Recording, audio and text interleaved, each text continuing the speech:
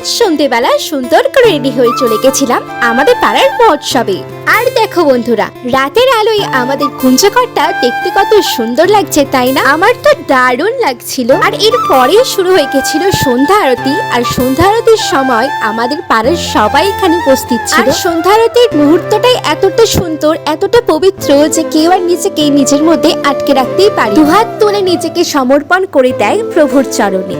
আর এর পরে চলে এসেছিলেন একজন কীর্তনিয়া, যিনি আমাদের মহাপ্রভুর লীলা পাঠ করে শোনাচ্ছিলেন। এখানে কিছুক্ষণ থাকার পর আমি চলে গেলাম ভোগ প্রসাদ গ্রহণ করতে। আর আজকে কিন্তু আমরা খুব সহজেই সিট পেয়ে গেছিলাম। আর আজকে আমাদের সন্ধ্যাবেলার ভোগ প্রসাদের মেনুতে ছিল সাদা ভাত, শুক্তো, সবজির ডাল, আলু ভাজা, এঁচড়ের তরকারি, চাটনি, পাঁপড় আর মিষ্টি। আর এখন আমি ভোগ প্রসাদটা গ্রহণ করতে থাকি। আর তোমরা ভিডিওটা এনজয় করো। দেখা হবে নতুন কোনো ভিডিও নিয়ে। আজকের মতো এখানেই, টাটা, বাই।